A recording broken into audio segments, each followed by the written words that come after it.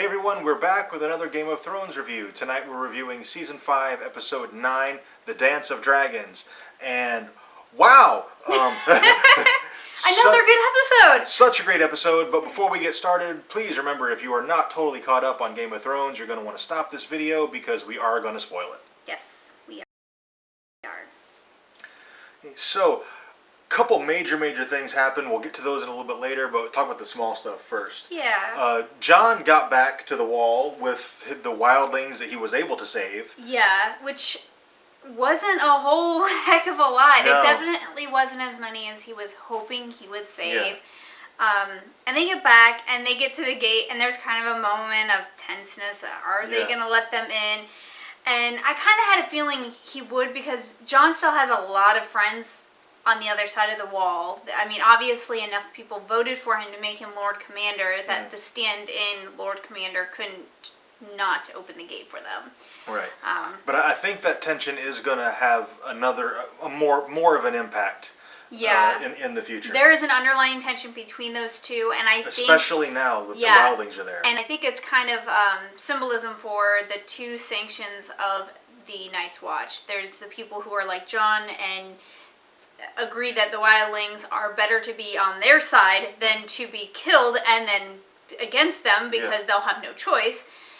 And then there's the side who thinks wildlings are our enemies. I don't care if our enemy's our enemy. It doesn't matter. They need to stay on the other side of the wall. And I think those two factions are going to come to head, and I think it's just kind of using those two as like the building point to that.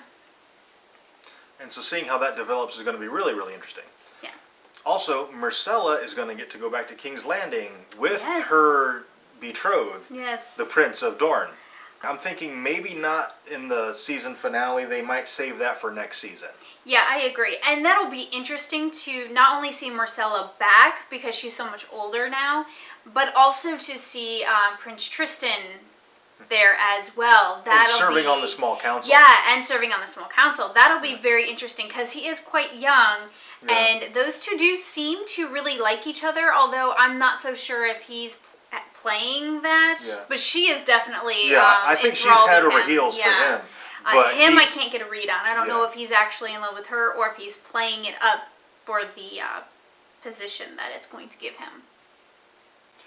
Okay, and that's the minor stuff that happened in this episode. And everything else was very major. Very major. Arya did not fulfill her first assignment yet. No, because she saw the Lannister banner and got distracted. So this is kind of proof from the other girl at the at that black and white church saying she's not ready. This is totally proof. not. She's not ready. She's still hung up on old grudges. So she follows the Lannister guy to a brothel, and this guy is a total pig. They keep bringing out sample prostitutes, and he's like, younger, or too old. I mean, they bring out one who looks like she's 16, and he says too old. Yeah. And, So, I'm thinking, the reason this to me is a major development is because I think Arya is going to kill that guy. Yeah, I do too, and I actually think she's somehow going to work it into going into the brothel and being the person who is offered to him, and then she's going to kill him. And I also think that's going to be detrimental to her at the Church of the Black and White. Because it's not assigned. Yeah, it's not an assigned kill. Going off this is a grudge of hers, and she's supposed to be separating from herself. So I don't know. So I think this is a pretty big deal, because I think we're going to see Arya take another step, even though it might be a step backwards towards her overall goal.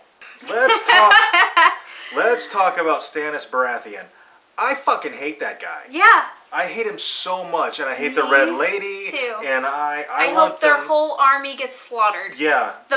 All of them. Stannis, the mother, and Melisandre. All of them. I want them all to be slaughtered. I think when Davos gets back, shit's gonna go down with him and Stannis. Yeah. Because that was almost like Davos's surrogate daughter. Yeah. And he loves her so much. That's going to put a huge wedge between those two. And I think Davos is probably going to get the short end of that one. I think he's probably going to die in the finale. Yeah, probably, because he is definitely not going to react well, and Stannis just doesn't put up with anything, any sort of betrayal, even if it's just verbal. He's not going to put up with it. So I think Davos ends next episode. But oh my god! But man, I can't wait for his entire army to be slaughtered. I am so mad at Stannis. Yeah, and we knew he was an asshole because he killed his brother. Yeah, but I mean, your daughter. Killing his daughter. How do you kill your own daughter? And not only that, how, as an army, do you follow a leader who sacrifices his daughter to a god you're not really sure you believe in anyway? Yeah. Like I don't know. I'm done with him. That guy. That guy needs to just fuck off and die. Needs to become Bolton's next little pet. Yeah, maybe Ramsay. Come on now. I'm rooting for Ramsay because of Stannis. Stannis is now below Ramsay. Yeah. In the order of people I hate, Stannis ranks higher on the list than Ramsay. That's pretty bad. Yeah. Oh. And the final major thing that happened in this episode. Daenerys. Daenerys. Okay, so just to set the scene. They're at the arena. It's not just a fighting pit. They're fighting at the arena. It's the big one, right? So Ser Jorah, he's fighting for Daenerys, and he wins his match. Yes. But he sees behind Daenerys an assassin, one of the sons of the Harpy, and he throws the spear, and it hits its mark. Yeah. But then all hell broke loose. Yeah, and all of a sudden you notice all these Sons of Harpy in the audience, it's like and half they're just the like audience. and they're just like slaughtering everybody. So you know that they just had their masks with them, and as soon as the assassin was taken out, masks put on, and there's tons of them. And it is quite obvious, at least to me, that this was a setup by her betrothed. Yeah. He set this whole thing up, and in fact, they're trying to play it off like he didn't because he gets stabbed. But if you notice, there's no blood when he got stabbed. It was either a fake knife or he's wearing armor, and it was set up so it would look like he got stabbed, so she wouldn't, I don't know. But I don't think he was actually stabbed. Unless it's just really bad editing. They didn't notice that his blood packs didn't burst. But I don't think he actually got stabbed. I think that was all set up. Yeah. I want to rewind that and rewatch it because she pointed out to me that there was no blood, and I was like, okay, I gotta watch that again because I didn't notice that. Yeah, I noticed that right away. I was like, no. He set this up. That's why he was late. He's not getting stabbed, no. So when he got stabbed, I was watching that like an eagle, and I was like, no blood. And they're so on the money with their battle scenes, and they're making sure that everything lines up for there not to be blood on him, or for his blood packs to not burst, or if they just somehow missed it in the editing process or in the filming process or whatever, that would be very out of character for the. I think it was all set up so that if she makes it, he has an out. Now I don't know what they're gonna do because obviously he needs to have some stab wounds unless he has armor and he has bruises or something. He shows up at the palace or whatever, and he's like, "Oh God, thank God for this armor." Yeah, thank God I decided to put my armor on today. Randomly just decided this.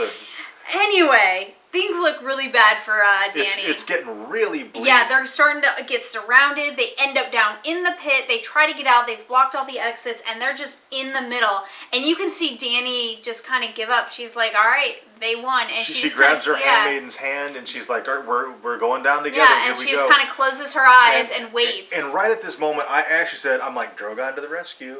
and he did. Yes. He came in, and he swooped in, and he torched a bunch of the Harpies. Yes. But he also took a lot of spears to the back. Yes. And Dany, you can just see her heart breaking because that's her child. He's giving her life for her, basically. Yeah. So she pulls one of the spears out, and she looks him in the eye, and you can just kind of see it.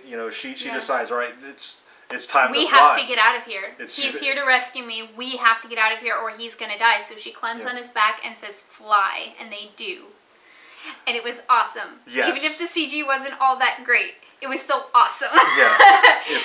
The CG on this scene really was They could have done better. They should have done better. It was below standard. Yeah, but it was such an exciting moment that it was like, I don't even care that I could tell it's fake. It's so awesome. It's the moment we've been waiting for since the eggs hatched. Yes, yes. Now, this scene, obviously this happens in the book, but it does not happen in the exact same way as it does in the show. But the show went about it in an equally good way, and I am just as happy with how they did it as the book. Like, they're two separate stories with the same end result of her flying away on Drogon, but they did a great job. This is one of the times where they changed it, and it's just as good. And I'm okay when they change things and they're still good. When they change them and they're not as good, Dorne, I'm not so happy.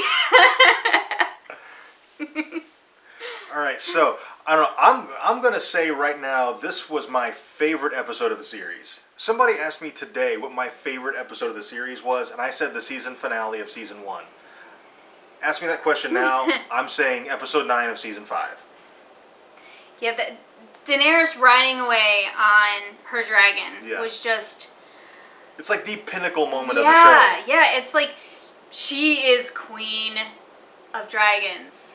Like, it just kind of punches you in the face that she is the queen of dragons. Like, you could actually end the whole series right here and just do a scroll, and she became the queen of everything. Yes, and she ruled the entire world and the moon and you could totally do like a Conan the Barbarian-esque shot at the end where she's just sitting on the Iron Throne and be like, and this is what happened next.